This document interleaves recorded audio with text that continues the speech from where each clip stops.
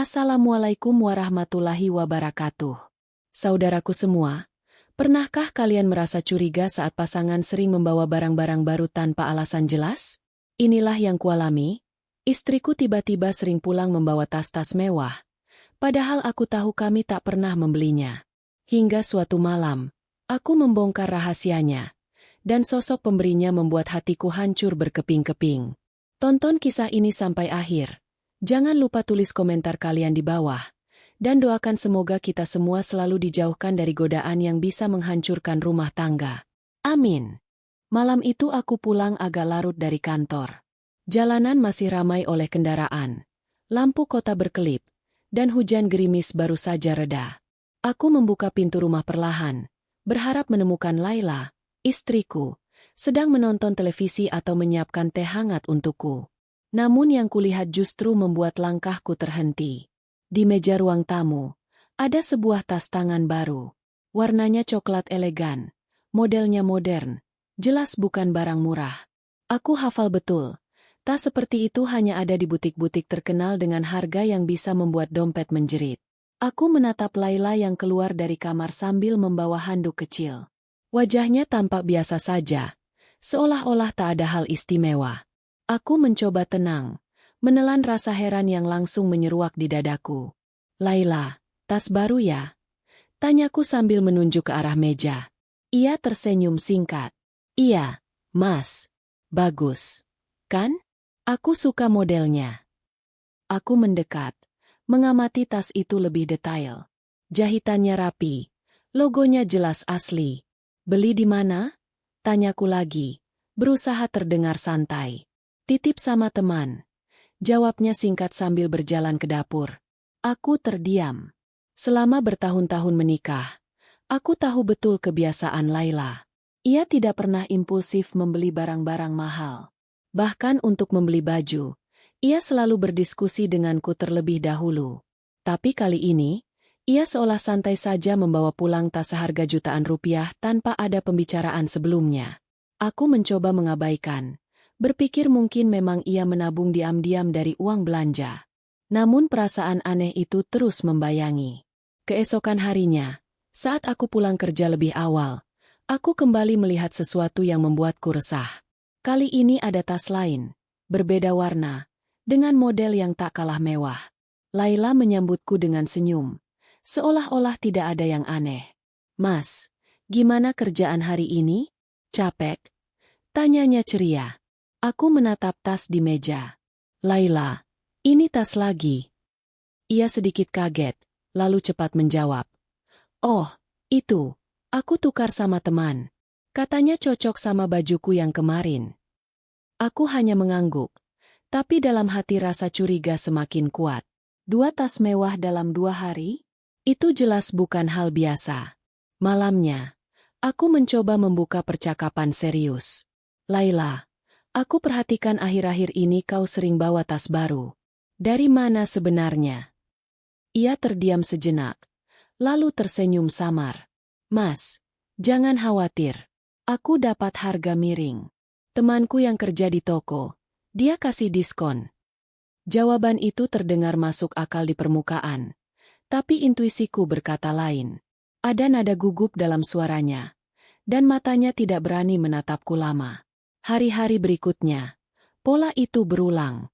Hampir setiap minggu ada saja tas baru yang dibawa Laila. Kadang warnanya merah, kadang hitam, kadang pastel. Semuanya tas bermerek, kualitasnya jelas asli. Dan setiap kali aku bertanya, jawabannya selalu berbeda. Kadang katanya hadiah dari teman, kadang tukar dengan tas lama, kadang dapat diskon besar. Aku mulai merasa ada sesuatu yang janggal. Gajiku cukup untuk kebutuhan rumah tangga, tapi jelas tidak cukup untuk membiayai tas-tas mewah yang jumlahnya semakin bertambah. Aku mencoba menghitung-hitung. Jika benar ia membeli semua itu, maka uang belanja yang kutitipkan padanya setiap bulan tidak akan pernah cukup. Aku mulai memperhatikan detail lain. Setiap kali Laila pulang membawa tas baru, ekspresinya selalu sama. Senyum tipis, cepat masuk kamar, lalu menyembunyikan tas itu sebelum akhirnya dipamerkan di ruang tamu. Ada rasa bersalah yang samar di wajahnya, tapi selalu tertutupi oleh sikap manisnya. Sampai suatu malam, aku benar-benar tidak bisa tidur. Bayangan tas-tas itu memenuhi pikiranku. Aku memutuskan untuk mengambil catatan kecil, menuliskan tanggal-tanggal ketika Laila membawa pulang tas baru, warna dan modelnya, serta alasan yang ia berikan. Dalam 2 bulan saja, sudah ada 5 tas baru, dan alasannya selalu berubah-ubah. Pikiranku kacau. Aku ingin mempercayainya, tapi setiap data yang kukumpulkan justru semakin membuatku yakin ada sesuatu yang ia sembunyikan. Malam itu aku menatap langit-langit kamar. Laila tertidur di sampingku. Aku berjanji pada diriku sendiri. Aku harus mencari tahu. Aku tidak bisa terus hidup dalam kecurigaan. Jika memang benar tas-tas itu hanya hasil diskon, aku akan lega. Tapi jika ada yang lebih dari itu, aku harus siap menghadapi kenyataan pahit. Perjalanan mencari kebenaran baru saja dimulai. Dan aku tahu, jawabannya mungkin akan menghancurkan hatiku. Sejak aku memutuskan untuk mencari tahu kebenaran, langkahku menjadi lebih terarah. Aku mulai memperhatikan setiap detail, sekecil apapun. Dari cara Laila membawa tasnya, ekspresi wajahnya saat pulang, hingga waktu yang ia pilih untuk keluar rumah. Semuanya kususun dalam ingatan, seperti potongan puzzle yang harus disatukan. Suatu sore sepulang kerja, aku sengaja pura-pura lupa membawa kunci. Aku berdiri di depan pagar, menunggu sampai Laila membuka pintu. Ia tampak kaget, seperti tidak menyangka aku pulang lebih cepat. Di tangannya, aku melihat sebuah kantong kertas coklat besar dengan logo butik terkenal. "Mas, kok nggak bilang pulang cepat?" tanyanya gugup. Aku tersenyum tipis, mencoba menyembunyikan rasa curiga. Kebetulan rapat dibatalkan. "Itu bawa apa?" "Oh, ini, belanja kebutuhan rumah sedikit," jawabnya cepat, sambil berusaha menutupi kantong itu di belakang tubuhnya. Aku hanya mengangguk, meski dalam hati aku tahu ia sedang menyembunyikan sesuatu. Malamnya, saat ia tertidur, aku membuka lemari pakaian di kamar. Hatiku tercekat.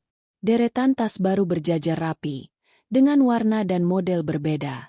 Beberapa bahkan masih ada label harga yang belum dicabut. Nilainya jelas bukan main. Aku menutup lemari perlahan, duduk di tepi ranjang dengan kepala penuh pertanyaan. Dari mana semua uang itu berasal? Keesokan harinya, aku sengaja mengamati aktivitasnya. Laila pamit keluar rumah sore-sore. Katanya ingin menemui temannya di pasar. Aku mengikutinya dari jauh dengan motor. Ia berjalan cepat, tidak ke arah pasar, melainkan ke jalan raya. Di sana, sebuah mobil hitam berhenti. Pintu terbuka, dan Laila masuk tanpa ragu. Jantungku berdegup kencang. Aku segera menyalakan motor, mengikuti dari jarak aman. Mobil itu melaju ke arah pusat kota, berhenti di depan sebuah butik mewah. Dari kaca spion, aku melihat seorang pria keluar dari sisi pengemudi, lalu membukakan pintu untuk Laila. Pria itu tampak berusia sekitar 35 tahun, berpenampilan rapi dengan kemeja putih. Ia tersenyum ramah, dan Laila membalas dengan senyum tipis yang membuat dadaku bergetar. Mereka berjalan masuk bersama, seolah-olah sudah terbiasa. Aku berhenti di seberang jalan, mengamati dari balik helm. Dari kaca butik yang transparan, aku bisa melihat mereka berbincang dengan pegawai toko. Pria itu menunjuk beberapa tas, sementara Laila mengangguk-angguk. Tak lama kemudian, pegawai membawa keluar 2 kotak besar, lalu menyerahkannya kepada Laila. Dadaku terasa sesak. Semua pertanyaan yang selama ini menggantung, perlahan menemukan jawabannya. Tas-tas mewah itu bukan dari diskon, bukan dari barter dengan teman, bukan pula dari tabungan. Ada seorang pria asing, yang membelikannya untuknya. Aku menahan diri untuk tidak langsung masuk dan membuat keributan. Aku tahu aku harus punya bukti lebih kuat. Jadi aku memilih mengawasi sampai mereka keluar. Setelah hampir 1 jam, Laila dan pria itu kembali ke mobil, dengan tas belanjaan di tangan.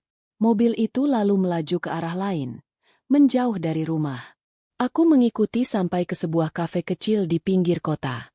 Dari jendela, aku melihat mereka duduk berdua, Berbicara akrab. Laila tampak tertawa kecil. Sementara pria itu memandanginya penuh perhatian. Aku mengepalkan tangan, menahan amarah yang hampir meledak. Ingin rasanya aku masuk, menampar meja, dan menuntut penjelasan saat itu juga. Tapi bagian lain dari diriku berkata, belum. Aku harus sabar. Aku harus melihat seberapa jauh semua ini berjalan. Malam itu aku pulang lebih dulu, berusaha terlihat biasa saja saat Laila tiba di rumah. Ia masuk sambil membawa kantong kertas, tersenyum tipis. Mas, aku dapat titipan dari teman. Bagus kan? Katanya. Aku menatapnya lama, lalu tersenyum hambar. Iya, bagus. Dalam hati, aku tahu aku baru saja membuka pintu menuju rahasia gelap yang lebih besar. Dan aku siap menggali lebih dalam, meski mungkin yang kutemukan nanti akan menghancurkan hatiku. Sejak malam itu, aku tidak lagi bisa memandang senyum Laila dengan perasaan yang sama. Senyum yang dulu menjadi sumber tenangku, kini berubah menjadi tanda tanya besar. Apakah ia tersenyum padaku dengan tulus? Atau senyum itu sama dengan yang ia berikan pada pria yang membelikannya tas-tas mewah itu? Aku mulai menyusun rencana. Aku tahu, tanpa bukti nyata, aku hanya akan jadi suami paranoid yang menuduh tanpa dasar. Maka, aku putuskan untuk mengamati lebih teliti. Setiap kali Laila keluar rumah, aku menandai jam berangkatnya, jam pulangnya, bahkan pakaian apa yang ia kenakan. Aku mencatat semuanya di sebuah buku kecil yang kusembunyikan di laci kerja. 2 hari kemudian, kesempatan emas datang. Laila berpamitan pergi sore hari. Katanya ingin ke rumah seorang teman lama. Aku segera mengambil motor dan mengikutinya dari jauh. Seperti dugaanku, ia tidak menuju rumah temannya. Ia melangkah cepat ke jalan utama, lalu berhenti di sebuah gang. Tak lama, mobil hitam yang sama berhenti di sana. Aku memperhatikan dengan seksama. Laila masuk ke dalam mobil, duduk di kursi penumpang depan. Dari balik kaca, aku melihat pria itu menyambutnya dengan senyum. Lalu mereka berangkat menuju pusat kota. Aku mengikuti mereka, menjaga jarak agar tidak ketahuan. Mobil itu berhenti lagi di butik mewah yang sama. Kali ini aku memberanikan diri mendekat lebih jauh.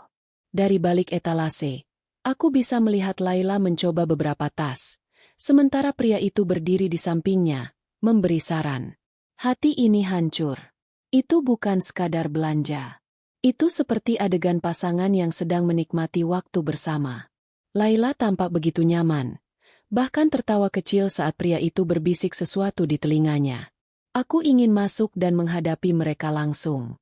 Namun akalku menahanku. Aku butuh bukti yang bisa berbicara lebih keras daripada emosiku. Maka, aku mengeluarkan ponsel dan diam-diam mengambil beberapa foto. Foto Laila bersama pria itu di butik, senyum mereka, dan kotak belanjaan besar yang jelas-jelas bukan belanja kebutuhan rumah tangga. Setelah keluar dari butik, mobil itu melaju ke arah sebuah hotel berbintang. Aku hampir tidak percaya dengan apa yang kulihat. Jantungku berdetak cepat. Keringat dingin membasahi punggungku. Mobil itu berhenti di parkiran bawah hotel. Aku berhenti di seberang jalan, menunggu dengan napas memburu. Dari kejauhan, aku melihat pria itu menurunkan mobil, lalu berjalan masuk bersama Laila.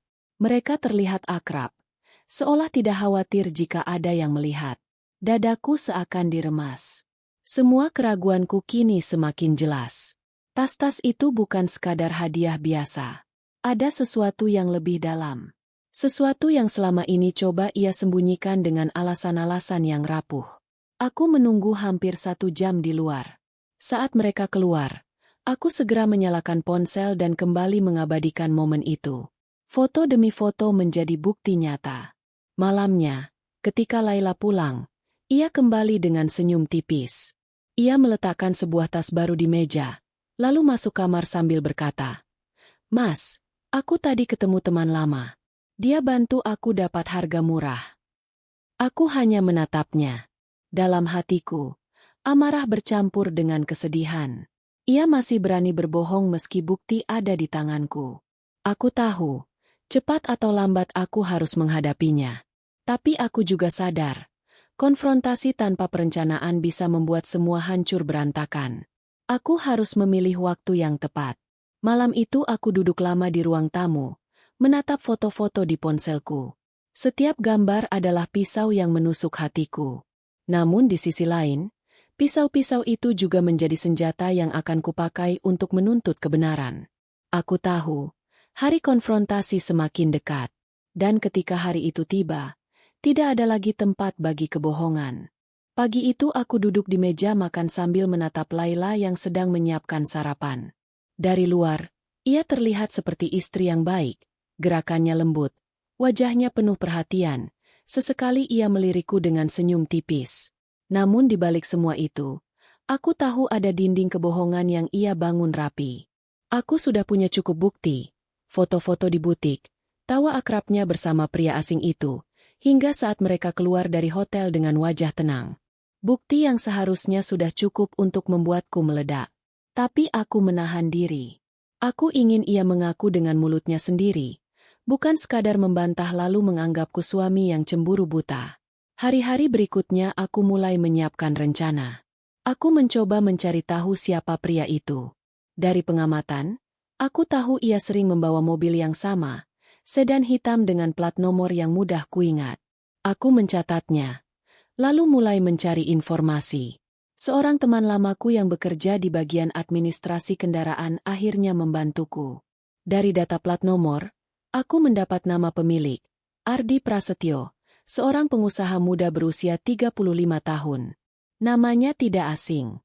Aku pernah mendengar ia memiliki usaha butik dan beberapa cabang toko barang branded.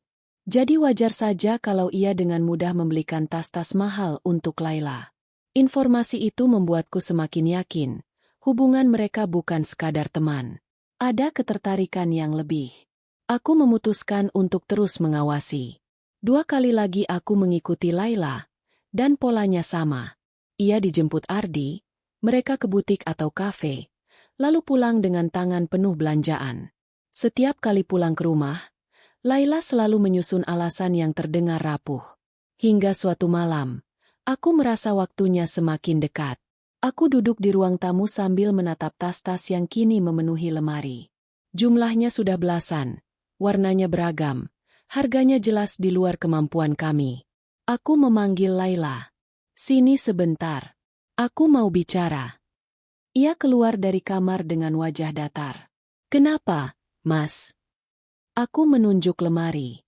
Aku ingin kau jujur. Dari mana sebenarnya semua tas ini? Ia tampak gugup.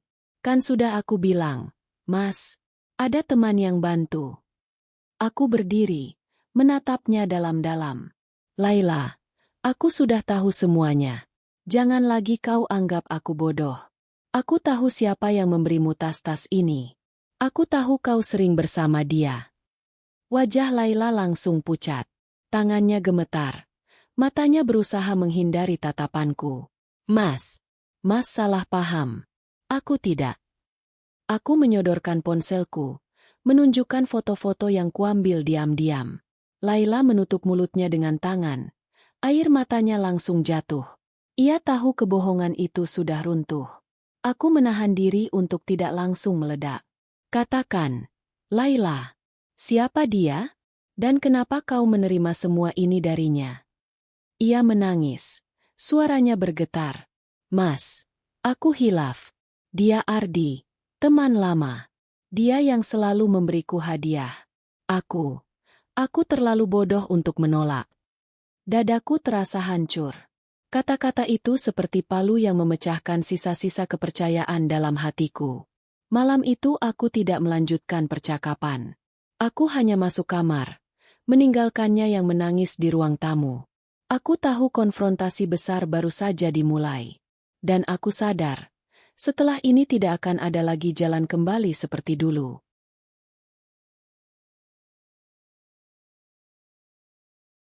Malam itu aku hampir tidak bisa tidur.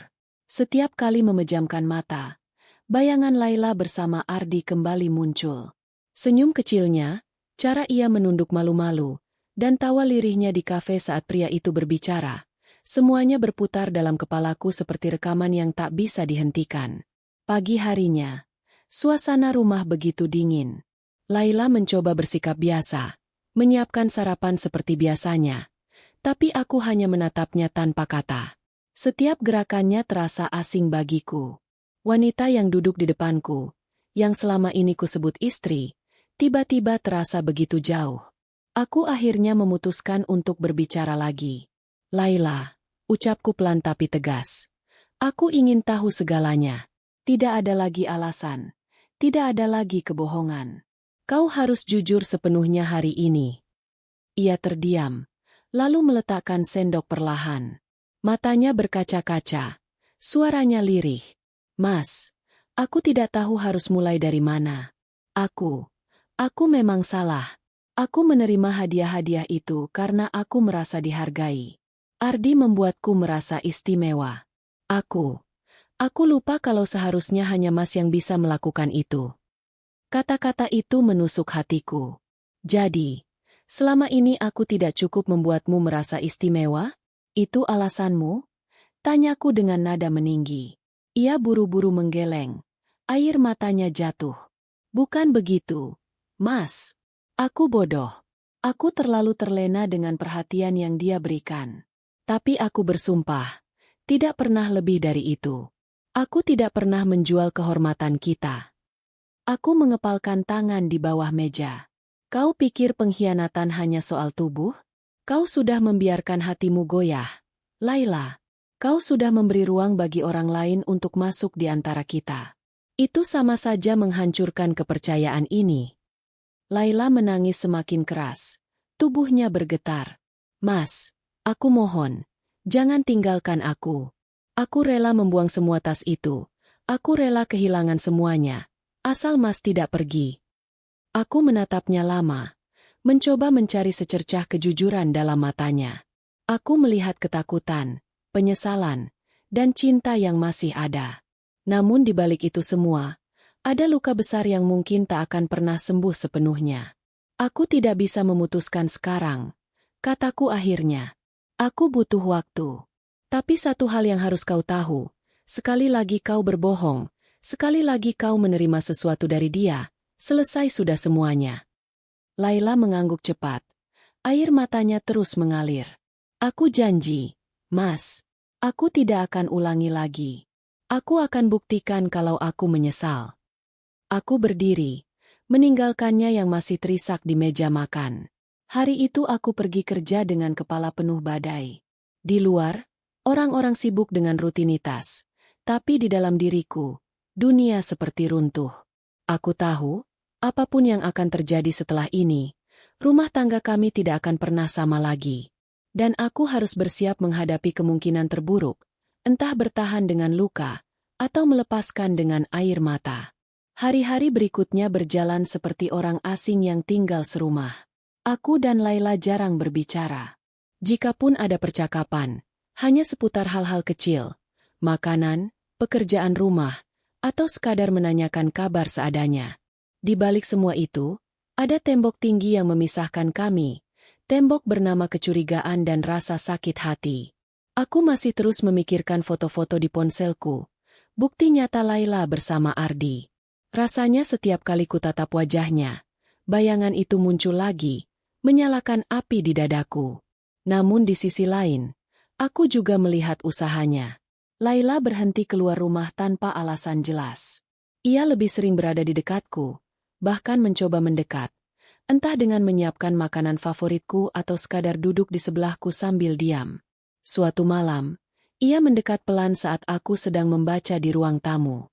Mas, ucapnya dengan suara lirih, aku tahu aku sudah melukai hatimu.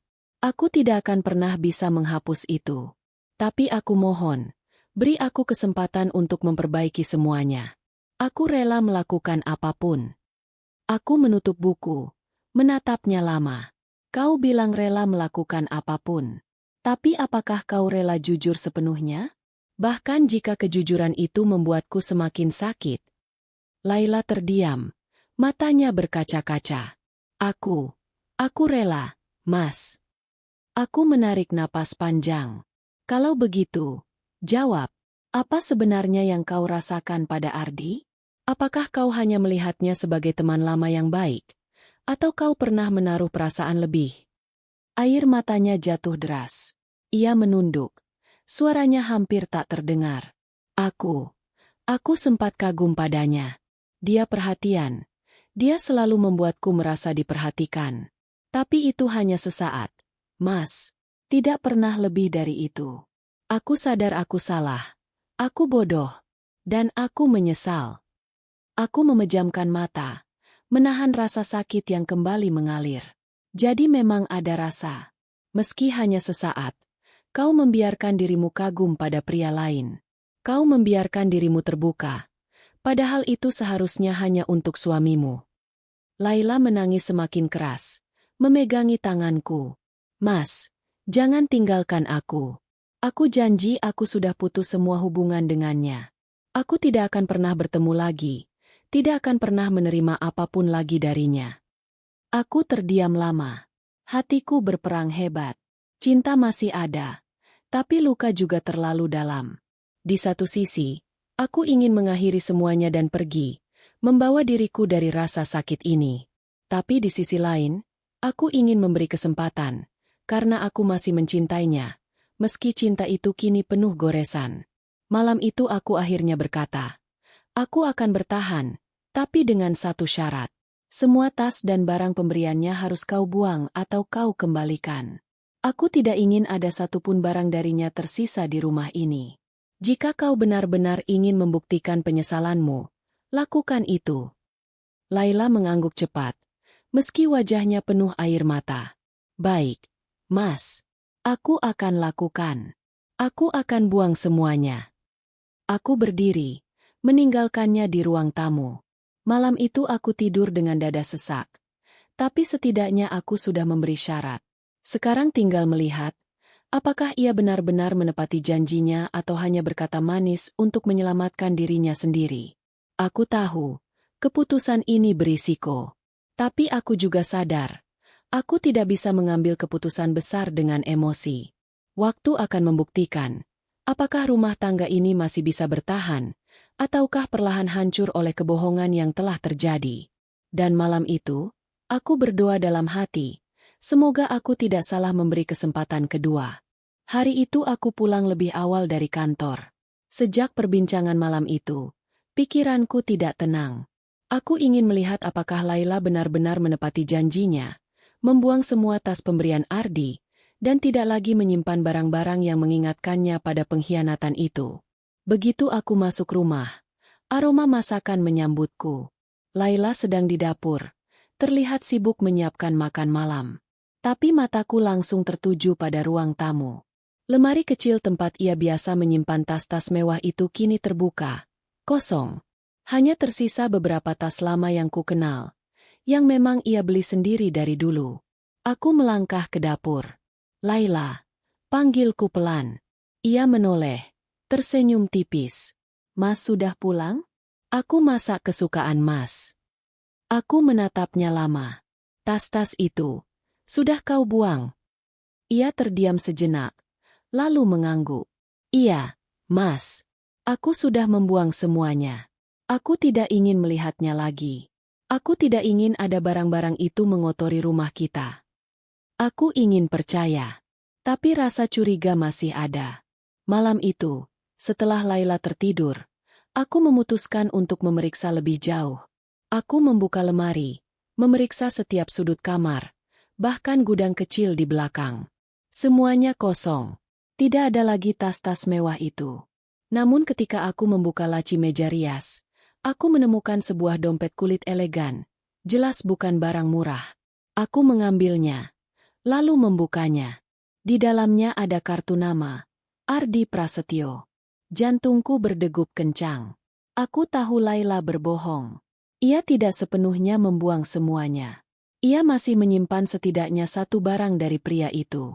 Keesokan paginya, aku meletakkan dompet itu di meja makan. Laila keluar dari kamar. Matanya langsung membesar ketika melihatnya. Laila, kataku pelan tapi tajam. Apa ini? Ia tampak panik. Lalu menunduk. Mas, aku lupa. Aku tidak bermaksud menyembunyikannya. Aku benar-benar lupa kalau dompet itu masih ada di laci. Aku menatapnya tajam.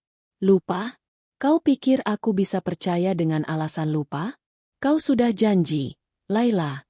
Kau bilang akan membuang semuanya. Tapi nyatanya, kau masih menyimpannya. Air matanya mengalir. Mas, aku mohon percaya. Aku memang salah. Aku seharusnya buang semuanya. Aku tidak akan bohong lagi. Aku janji, kali ini benar-benar aku akan buang. Aku menghela napas panjang. Hatiku ingin berteriak, tapi aku juga tahu jika aku terus menekan, mungkin semua ini akan pecah dan tidak bisa diperbaiki lagi. Baik, kataku akhirnya. Aku beri kau kesempatan sekali lagi. Tapi dengar baik-baik. Laila, jika aku menemukan satu saja barang darinya masih ada di rumah ini, habis sudah semuanya. Aku tidak akan segan untuk pergi. Laila mengangguk cepat. Air matanya terus jatuh. Aku mengerti, Mas. Aku janji tidak akan mengulanginya lagi. Hari itu aku berangkat kerja dengan hati penuh gelisah. Aku ingin percaya, tapi bayangan wajah Ardi masih terus menghantui. Aku tahu, ujian ini belum selesai. Justru baru saja dimulai. Dan aku sadar, kepercayaan yang pernah hancur tidak akan bisa kembali seperti semula dalam waktu singkat. Aku harus menguji kesetiaan Laila, melihat apakah ia benar-benar menepati janjinya, ataukah semua hanya manis di bibir. Dalam hati aku berbisik, tunjukkan padaku, Laila, jika kau memang masih ingin mempertahankan rumah tangga ini, buktikan. Karena aku tidak akan bisa menunggu selamanya. Sejak kutemukan dompet kulit pemberian Ardi di laci meja rias, rasa percayaku pada Laila semakin rapuh. Ia berjanji sudah membuang semuanya. Tapi nyatanya masih menyisakan satu barang yang jelas menjadi simbol pengkhianatan. Meski ia menangis, memohon, dan berjanji tak akan mengulanginya, luka di dadaku belum juga terobati. Aku mencoba menjalani hari seperti biasa. Pekerjaan di kantor tetap harus kurus. Tanggung jawab keluarga tak bisa kuabaikan. Tapi setiap kali pulang ke rumah, aku seperti kembali masuk ke dalam ruang penuh pertanyaan. Apakah Laila benar-benar sudah berubah? Ataukah ia hanya menyimpan kebohongan yang lebih dalam lagi? Malam itu, setelah makan malam, Laila duduk di sebelahku di ruang tamu. Wajahnya tampak lelah. Matanya sembab karena terlalu sering menangis beberapa hari terakhir. Ia menatapku dengan tatapan penuh harap. Mas, ucapnya lirih. Aku tahu aku sudah membuatmu sakit hati. Aku sadar kepercayaan itu sudah rusak. Tapi aku mohon, beri aku kesempatan untuk membuktikan kalau aku bisa berubah. Aku menatapnya lama, menimbang-nimbang kata-katanya. Aku ingin percaya, Laila. Tapi bagaimana aku bisa yakin kalau kau tidak berbohong lagi? Bagaimana aku bisa tahu kalau kau tidak akan diam-diam bertemu dengan dia lagi? Ia terisak, lalu memegang tanganku. Aku rela Mas awasi. Aku rela kalau Mas ingin tahu setiap langkahku. Aku tidak akan sembunyi-sembunyi lagi. Aku hanya ingin Mas percaya kalau aku benar-benar menyesal. Kata-katanya terdengar tulus. Tapi aku tahu penyesalan tak cukup hanya diucapkan. Harus ada bukti nyata. Maka aku putuskan untuk melakukan sesuatu. Mengujinya. Keesokan harinya, aku sengaja pulang kerja lebih awal tanpa memberitahunya. Saat aku sampai di rumah, aku melihat Laila sedang menjemur pakaian di halaman belakang. Ia tampak terkejut melihatku, tapi cepat menutupi dengan senyum. Mas, kok pulang cepat? Tanyanya sambil menyeka keringat di dahi. Ada rapat yang dibatalkan, jawabku singkat. Aku memperhatikan sekeliling, memastikan tak ada tanda-tanda keanehan. Tidak ada tas baru, tidak ada kantong belanja mewah. Semua terlihat normal. Namun kecurigaanku belum hilang. Malam itu, saat Laila tertidur, aku kembali memeriksa rumah dengan saksama. Lemari pakaian, gudang belakang, laci meja rias, semuanya kosong dari barang-barang mencurigakan. Untuk pertama kalinya, aku merasa mungkin ia benar-benar sudah berusaha berubah. Tapi pikiranku kembali dipenuhi keraguan saat ponsel Laila berdering keesokan harinya. Ia sedang di dapur. Jadi aku yang melihat layar ponsel di meja. Tertulis nama, Rina, dengan emoji bunga. Aku hampir saja mengangkatnya. Tapi kutahan. Saat Laila kembali, ia cepat-cepat mengambil ponsel itu. Wajahnya tampak gugup. Siapa, lah? Tanyaku tajam. Oh, itu. Rina. Teman lama. Dia sering tanya kabar. Jawabnya tergesa. Aku hanya mengangguk. Tapi dalam hati mencatat. Nama Rina itu terasa asing bagiku. Padahal aku mengenal hampir semua teman dekatnya. Malamnya, saat ia tidur, aku memberanikan diri memeriksa ponselnya. Benar saja, chat dengan Rina berisi pesan-pesan singkat yang terlalu formal, terlalu kaku untuk ukuran seorang sahabat perempuan. Bahkan ada beberapa kalimat yang aneh, seperti kode. Dadaku kembali terasa berat. Apakah mungkin ia masih berhubungan dengan Ardi, tapi menyamarkannya dengan nama lain? Keesokan harinya, aku sengaja berkata, "Lah, aku ingin kita lebih terbuka sekarang. Boleh aku lihat isi ponselmu?" Wajahnya langsung berubah. Ia menatapku dengan mata membesar, lalu mencoba tersenyum. "Mas, bukannya aku tidak percaya. Tapi, bukankah itu privasi?" Aku menatapnya tajam. "Privasi? Setelah semua yang terjadi, kau masih bicara soal privasi?" Ia menunduk. Bibirnya bergetar. "Baiklah, Mas. Kalau itu bisa membuatmu tenang, silakan." Ia menyerahkan ponselnya. Aku membukanya, memeriksa satu persatu. Anehnya, semua chat sudah bersih. Tidak ada jejak mencurigakan. Nomor Rina pun lenyap. Seperti sudah dihapus. Aku menatapnya lagi. Kenapa chatnya hilang semua? Ia terlihat panik, lalu menjawab cepat. Aku takut masalah paham. Jadi aku hapus."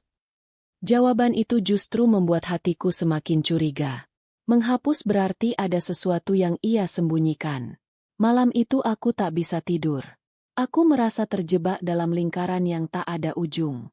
Laila berusaha meyakinkanku dengan kata-kata, tapi tindakannya masih membuatku ragu. Aku ingin percaya, tapi bukti-bukti kecil membuatku terus waspada.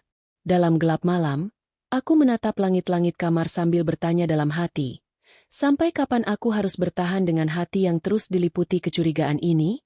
Apakah rumah tangga ini masih bisa diselamatkan? Atau sebenarnya sudah retak tak bisa diperbaiki lagi? Sejak malam itu, nama Rina terus mengganggu pikiranku.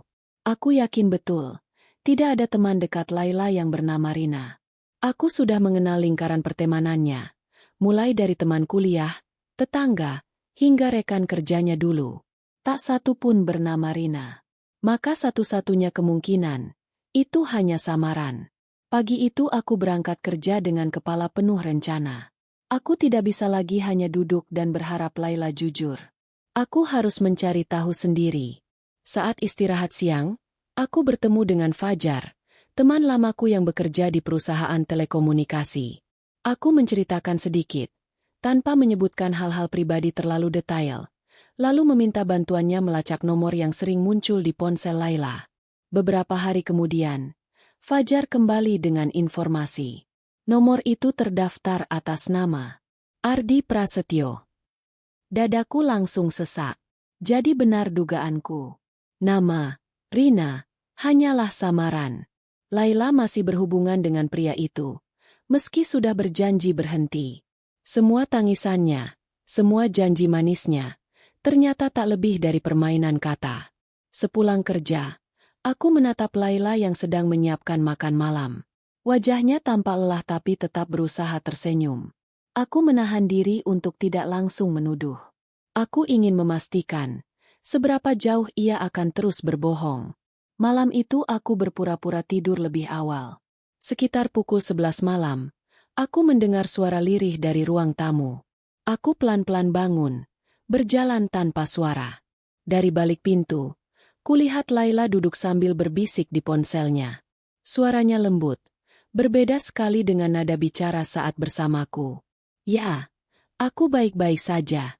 Mas nggak curiga kok. Aku rindu juga. Tapi aku nggak bisa sering-sering keluar. Nanti dia tahu." Hatiku seperti ditusuk. Kata-kata itu cukup untuk mematahkan sisa-sisa kepercayaanku. Aku merekam percakapan itu dengan ponselku. Sebagai bukti, tanganku bergetar. Tapi aku tetap menahan diri. Aku ingin ia sendiri yang mengaku. Keesokan harinya aku memutuskan untuk menguji lagi. Aku sengaja bilang pada Laila kalau ada perjalanan dinas 2 hari keluar kota. Padahal aku hanya menginap di rumah teman. Tidak jauh dari sini. Aku ingin tahu, apa yang akan ia lakukan saat mengira aku tidak ada di rumah. Hari pertama berjalan biasa. Aku meminta tetangga untuk sesekali memperhatikan rumah. Tidak ada yang mencurigakan. Namun di hari kedua, aku menerima telepon dari tetangga. "Mas, saya lihat ada mobil hitam berhenti di depan rumah. Sepertinya tamu Ibu Laila." Aku langsung bergegas pulang. Dari jauh, aku melihat mobil hitam itu. Mobil yang sama. Sedan mewah dengan plat nomor yang sudah kuingat sejak lama. Jantungku berdetak kencang. Aku memarkir motor di ujung jalan, lalu berjalan pelan mendekat. Pintu rumahku setengah terbuka. Dari sela-sela, aku bisa melihat sosok Ardi duduk di ruang tamu, mengenakan kemeja rapi. Di depannya, Laila duduk dengan wajah tegang, namun tidak menolak kehadirannya. Di meja, ada sebuah kotak beludru kecil berwarna merah. Aku tahu betul, itu kotak perhiasan. Aku berdiri mematung. Dunia seakan runtuh di hadapanku. Semua perjuangan, semua kesempatan yang kuberi, ternyata dianggap angin lalu. Aku akhirnya masuk, membanting pintu dengan keras. Laila langsung melonjak kaget. Wajahnya pucat pasi. Ardi berdiri, berusaha menjaga wibawanya. Tapi matanya jelas menunjukkan rasa panik. "Apa ini?" Suaraku bergetar, namun penuh amarah. "Apa yang kalian lakukan di rumahku?" Laila gemetar. Air matanya langsung jatuh. "Mas, aku bisa jelaskan." "Jelaskan apa lagi?" Potongku. Aku menunjuk kotak perhiasan di meja. "Itu penjelasanmu? Setelah semua janji, setelah semua air mata, kau masih berani membawa dia masuk rumah kita?" Ardi mencoba bicara. "Pak, jangan salah paham. Saya hanya..." Aku menatapnya tajam. "Diam kamu. Kau sudah cukup merusak rumah tanggaku. Jangan lagi pura-pura jadi pahlawan." Suasana menjadi tegang. Laila menangis tersedu-sedu, memohon padaku. "Mas, aku salah. Aku benar-benar salah. Aku tidak seharusnya izinkan dia datang. Aku takut kehilangan semua ini. Aku takut kalau aku menolak dia." Aku menatapnya dengan mata merah. "Takut? Kau lebih takut kehilangan hadiah darinya daripada kehilangan aku? Kau lebih takut menolak pria lain daripada menjaga kehormatan rumah tanggamu sendiri?" Tangisannya pecah. Tubuhnya hampir roboh. Tapi hatiku sudah telanjur remuk. Saat itu aku tahu, batas kesabaranku sudah habis. Aku menghela napas panjang, mencoba menahan diri agar tidak meledak lebih jauh. "Kau bilang ingin kesempatan kedua, Laila. Tapi yang kau berikan padaku hanyalah luka ketiga, keempat, dan seterusnya. Kau sudah memilih jalannya. Dan aku juga harus memilih jalanku." Aku meninggalkan mereka di ruang tamu, melangkah ke kamar dengan dada sesak. Malam itu, aku menutup pintu kamar dengan kunci. Dari dalam, aku masih bisa mendengar tangisan Laila yang memanggil namaku, tapi aku tidak lagi menjawab. Untuk pertama kalinya, aku merasa pernikahan ini benar-benar berada di ambang kehancuran. Malam itu rumah kami seperti neraka. Tangisan Laila terdengar dari ruang tamu, sesekali diselingi isak yang memanggil namaku. Aku duduk di dalam kamar, memandang kosong ke arah dinding, sambil memutar ulang kejadian beberapa jam lalu. Aku melihat lagi wajahnya yang panik, pria itu yang berusaha memberi alasan, dan kotak perhiasan merah yang menjadi bukti pengkhianatan paling nyata. Aku sudah menahan terlalu banyak. Aku sudah memberi kesempatan demi kesempatan, tapi yang kudapat hanya luka tambahan. Malam itu aku tahu, aku tidak bisa lagi menjalani hidup dengan hati yang terus dihantam kebohongan. Pagi menjelang, aku keluar dari kamar. Laila masih duduk di ruang tamu, Wajahnya sembab, matanya bengkak. Ia menoleh begitu mendengar langkahku, lalu berlari kecil menghampiri. Mas, tolong jangan pergi. Aku janji ini terakhir kalinya. Aku akan hentikan semua. Aku akan benar-benar putus hubungan dengan dia, katanya sambil berlutut di depanku, memegang kakiku erat. Aku menatapnya dengan tatapan kosong. Laila, kau sudah bilang itu berkali-kali. Kau janji membuang semua tas. Ternyata masih menyimpan dompet. Kau janji berhenti. Ternyata masih berhubungan lewat telepon. Kau janji tidak bertemu lagi. Ternyata kau izinkan dia masuk ke rumah ini. Bagaimana aku bisa percaya sekarang? Tangisnya pecah lagi. Mas, aku mohon. Aku tidak sanggup kehilanganmu. Aku salah. Aku terlalu bodoh. Tapi aku hanya mencintaimu. Tidak ada yang lain. Aku menghela napas panjang, menahan amarah sekaligus kesedihan. Cinta itu bukan hanya kata-kata. Laila, cinta itu tindakan. Kalau kau benar mencintaiku, kau tidak akan pernah biarkan orang lain masuk sejauh ini. Kau tidak akan tega menukar kepercayaan dengan hadiah mewah. Ia terisak, menundukkan wajahnya. Aku tahu ia benar-benar ketakutan kali ini. Tapi sayangnya rasa takut itu datang terlalu terlambat. Hari itu aku memutuskan untuk bicara dengan keluarganya. Aku menghubungi orang tuanya, meminta mereka datang. Aku tahu keputusan ini akan menyakitkan. Tapi aku tidak bisa terus memendam sendirian. Sore harinya, orang tua Laila tiba. Mereka terkejut melihat wajah putri mereka sembab dan ketakutan. Aku menjelaskan semuanya, tentang tas-tas mewah, tentang pria bernama Ardi, tentang kebohongan yang berulang kali ia ucapkan. Aku bahkan menunjukkan foto dan rekaman sebagai bukti. Ibunya langsung menangis, sementara ayahnya hanya terdiam, wajahnya menegang. Laila, apa benar semua ini? Tanyanya dengan suara bergetar. Laila menangis tersedu-sedu, mengangguk pelan. Aku salah, yah, aku hilaf. Ayahnya menutup wajahnya dengan kedua tangan, lalu berkata lirih. Kau sudah mempermalukan dirimu sendiri, Laila, dan kau melukai suamimu. Aku hanya duduk di kursi, menatap lantai. Rasanya aneh, antara lega karena kebenaran akhirnya terbuka, dan hancur karena aku yang harus mengucapkannya di depan keluarga. Malam itu menjadi titik balik. Aku sadar, aku harus memilih. Bertahan dengan luka yang mungkin tak akan pernah sembuh, atau melepaskan meski dengan hati penuh darah. Aku menatap Laila untuk terakhir kalinya malam itu. Aku tidak tahu apa yang akan terjadi besok. Aku butuh waktu untuk berpikir. Tapi yang jelas, Laila, rumah tangga kita tidak akan pernah sama lagi. Dan aku tidak yakin aku sanggup menjalani hidup dengan bayangan Ardi terus menghantui. Laila hanya menangis. Suaranya serak. Mas, jangan tinggalkan aku. Aku akan lakukan apapun. Aku akan pergi jauh dari dia. Aku akan buktikan. Aku berdiri, melangkah ke kamar tanpa berkata lagi. Di dalam, aku duduk lama, menatap foto pernikahan kami yang tergantung di dinding. Senyum bahagia kami di hari itu terasa begitu jauh, seakan hanya kenangan dari kehidupan lain.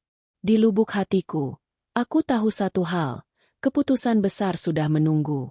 Entah besok, entah lusa, aku harus memilih jalan. Dan apapun pilihanku, hidupku tidak akan lagi sama. Hari-hari setelah konfrontasi itu terasa panjang dan melelahkan. Rumahku yang dulu penuh dengan tawa kini seperti tempat asing. Laila berusaha menunjukkan perubahan. Ia lebih sering di rumah, lebih sering menatapku dengan tatapan memohon. Ia tak lagi keluar tanpa izin. Ponselnya selalu ia letakkan di meja agar aku bisa melihat kapan saja.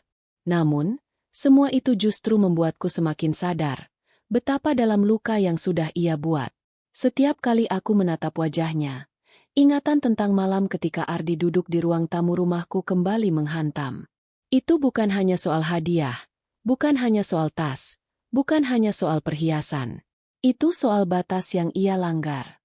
Rumah tangga yang seharusnya sakral, tempat yang seharusnya jadi benteng, justru ia biarkan disusupi oleh pria lain. Aku sering termenung sendirian di kamar, menimbang semua kemungkinan.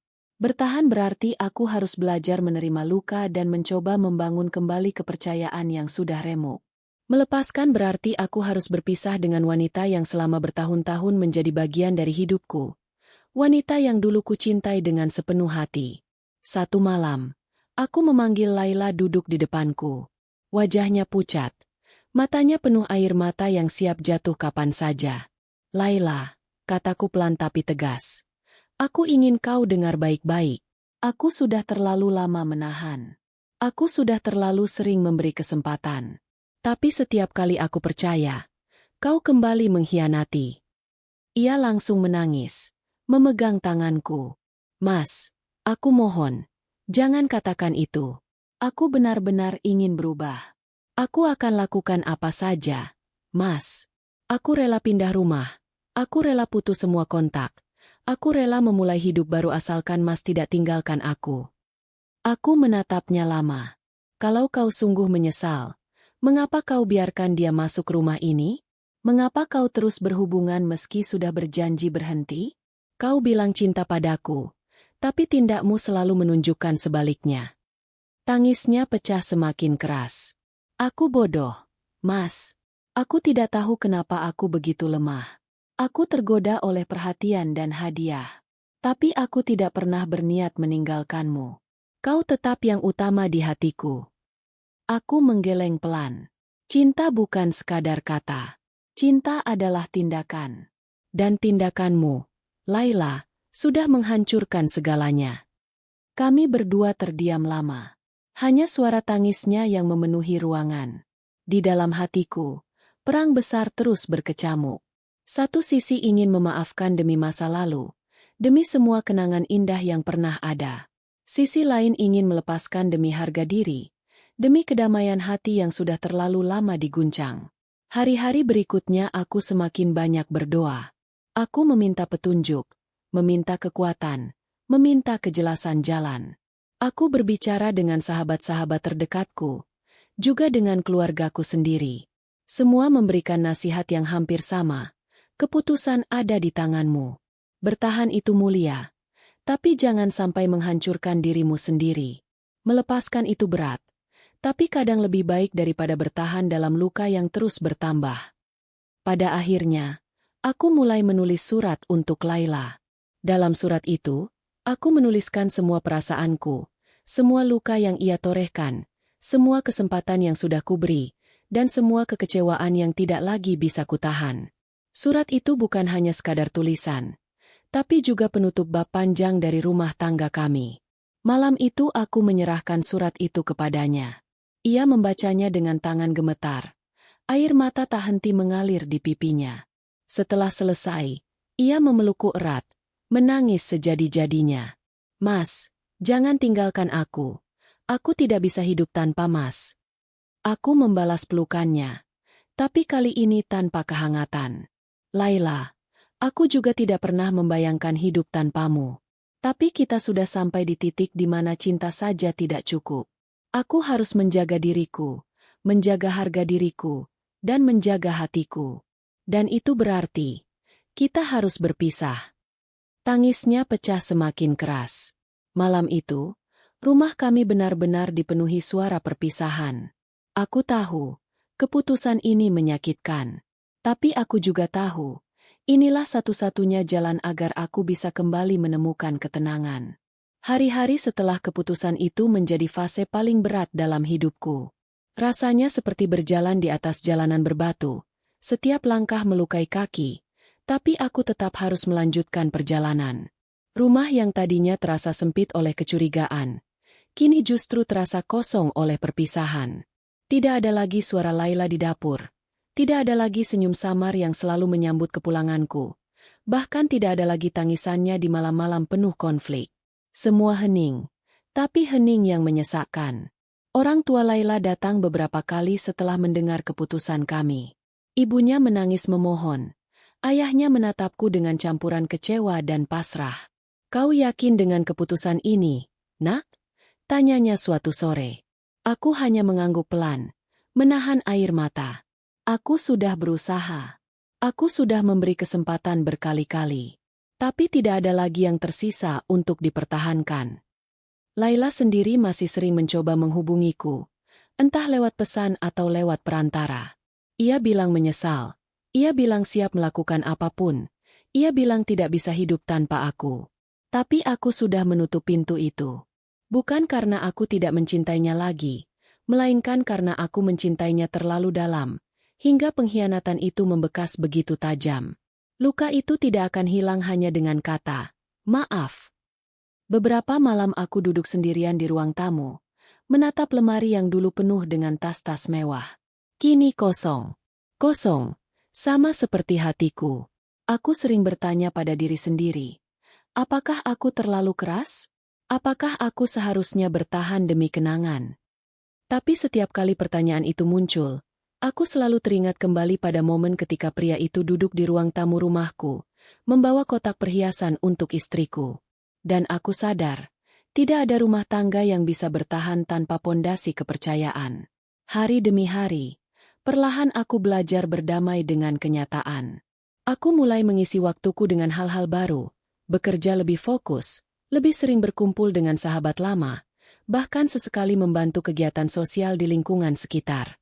Anehnya, di tengah luka yang belum sembuh, aku menemukan ketenangan kecil dalam kesibukan. Suatu sore, aku berjalan melewati butik tempat Laila dulu sering datang bersama Ardi. Aku berhenti sejenak, menatap etalase yang dipenuhi tas-tas mewah. Benda-benda itu yang dulu menjadi pemicu curiga, pemicu retaknya rumah tanggaku. Kini, saat kulihat lagi, aku hanya bisa tersenyum pahit. Aku sadar, masalahnya bukan pada tas atau hadiah, tapi pada hati yang tidak lagi setia. Barang hanyalah simbol, tapi di baliknya ada keputusan-keputusan yang membentuk jalan hidup. Aku tidak membenci Laila. Aku hanya kecewa. Aku masih mengingatnya sebagai wanita yang dulu kucintai sepenuh hati, yang dulu bersamaku membangun mimpi. Tapi aku juga mengingatnya sebagai wanita yang menguji kesabaranku hingga ke batas. Dan pada akhirnya, aku memilih untuk melepaskan. Perjalanan ini mengajarkanku banyak hal. Bahwa cinta tanpa kepercayaan hanya akan jadi penjara. Bahwa pengkhianatan tidak selalu datang dalam bentuk fisik, kadang cukup dari hati yang goyah. Bahwa kesempatan kedua itu berharga, tapi jika berkali-kali dikhianati, maka kesempatan itu berubah menjadi kebodohan. Aku menutup mata, menarik napas panjang, lalu menghembuskannya perlahan. Dalam hati aku berdoa, semoga Laila benar-benar belajar dari semua ini. Semoga ia menemukan jalan untuk memperbaiki dirinya. Dan untuk diriku sendiri, aku berdoa agar Tuhan memberiku kekuatan untuk melangkah maju, meninggalkan masa lalu yang penuh luka, menuju masa depan yang mungkin lebih tenang. Malam itu aku menulis catatan terakhir di buku kecil yang selama ini kupakai untuk mencatat semua kecurigaan. Di halaman terakhir, aku menulis, cinta bisa hancur, tapi hidup harus tetap berjalan. Aku terluka. Tapi aku tidak kalah. Aku kehilangan seseorang, tapi aku menemukan kembali diriku sendiri. Lalu kututup buku itu, dan untuk pertama kalinya dalam waktu yang lama, aku tidur tanpa rasa was-was. Hari-hari setelah perpisahan itu seperti menapaki jalan panjang yang sepi. Setiap sudut rumah masih menyimpan jejak Laila, kursi favoritnya di ruang tamu, cangkir kesayangannya di rak dapur. Bahkan aroma parfumnya yang samar masih tercium di kamar. Awalnya, semua itu menusuk hatiku. Tapi perlahan, aku belajar menerima bahwa kenangan memang tidak bisa dihapus. Hanya bisa dikenang dengan cara yang berbeda. Aku tidak bisa membohongi diri sendiri. Aku masih merindukannya. Ada saat-saat ketika aku ingin sekali melihatnya tersenyum lagi, atau mendengar suaranya memanggilku dengan nada manja. Namun setiap kali kerinduan itu datang, aku mengingat kembali apa yang sudah terjadi, janji yang diingkari, kebohongan yang diulang, dan pria asing yang duduk di ruang tamu rumahku membawa kotak perhiasan untuk istriku. Semua itu cukup untuk menegaskan satu hal, merindukan tidak selalu berarti harus kembali. Aku mulai menata hidup. Pagi-pagi aku berjalan di sekitar kompleks, menyapa tetangga yang dulu jarang kusapa karena sibuk dengan pekerjaanku dan rumah tangga. Siang hari aku lebih fokus pada pekerjaan, bahkan sempat mendapatkan promosi kecil karena kinerjaku meningkat. Malam hari, aku sering menghabiskan waktu dengan membaca atau menulis di buku harian. Bukan lagi catatan kecurigaan, tapi catatan refleksi tentang apa yang sudah kulalui dan apa yang bisa kupelajari darinya. Dari semua luka itu, aku belajar 3 hal besar. Pertama, bahwa cinta tanpa kepercayaan hanyalah bayangan. Ia mungkin terlihat indah dari luar, tapi kosong di dalam. Kedua, bahwa memberi kesempatan itu mulia, tapi jika kesempatan itu terus disia-siakan, maka yang tersisa hanyalah kebodohan. Dan ketiga, bahwa menghargai diri sendiri adalah bentuk cinta yang paling penting. Jika aku terus bertahan hanya karena takut kehilangan, maka sesungguhnya aku kehilangan diriku sendiri. Laila sempat mencoba menghubungiku beberapa kali setelah kami berpisah. Pesannya penuh air mata, penuh penyesalan. Ia mengatakan ia sudah benar-benar meninggalkan Ardi. Ia ingin memperbaiki semuanya. Ia bahkan rela memulai dari nol. Tapi aku tidak lagi menjawab. Bukan karena aku benci, melainkan karena aku tahu jika aku kembali, siklus itu mungkin akan terulang. Aku tidak bisa lagi menaruh diriku di tepi jurang yang sama. Aku memilih untuk mengikhlaskan. Aku berdoa agar Laila menemukan jalannya sendiri, agar ia benar-benar belajar dari kesalahannya. Aku tidak ingin ia hancur. Aku hanya ingin ia mengerti nilai sebuah kepercayaan. Suatu sore, aku kembali melewati butik tempat semua ini berawal. Etalasenya masih penuh dengan tas-tas mewah. Dipajang seakan memanggil siapapun yang lewat. Aku berdiri sejenak, menatapnya dengan perasaan yang berbeda. Dulu aku melihat tas-tas itu sebagai simbol pengkhianatan. Tapi sekarang aku melihatnya sebagai pengingat. Pengingat bahwa kebahagiaan tidak pernah bisa dibeli dengan barang, dan bahwa cinta sejati bukan tentang hadiah, melainkan tentang kesetiaan yang sederhana. Aku melangkah pergi dengan dada yang lebih ringan. Untuk pertama kalinya dalam waktu lama, aku bisa tersenyum tanpa kepalsuan. Aku tahu jalanku masih panjang, tapi aku juga tahu aku sudah mengambil langkah yang benar. Di malam yang tenang itu, aku menulis di buku catatanku. Luka ini akan selalu menjadi bagian dari diriku, tapi bukan untuk melemahkanku. Luka ini adalah guru yang mengajarkanku arti kesetiaan, arti harga diri, dan arti cinta yang sebenarnya. Aku mungkin kehilangan seseorang, tapi aku menemukan kembali diriku sendiri. Dan itu lebih berharga dari apapun. Aku menutup buku itu, menatap langit-langit kamar, lalu berdoa. Semoga aku bisa menjalani hidup baru dengan hati yang lebih kuat. Semoga Laila menemukan jalan untuk memperbaiki dirinya. Dan semoga, di masa depan, aku bisa mencintai lagi, dengan cara yang lebih sehat, dengan hati yang lebih bijak, tanpa lagi membawa luka lama. Malam itu aku tidur lebih nyenyak daripada malam-malam sebelumnya. Untuk pertama kalinya, aku merasa damai. Dan aku tahu, meski perjalananku penuh air mata, akhirnya aku sampai pada tujuan, kebebasan dari kebohongan, dan kebahagiaan yang tumbuh dari keikhlasan.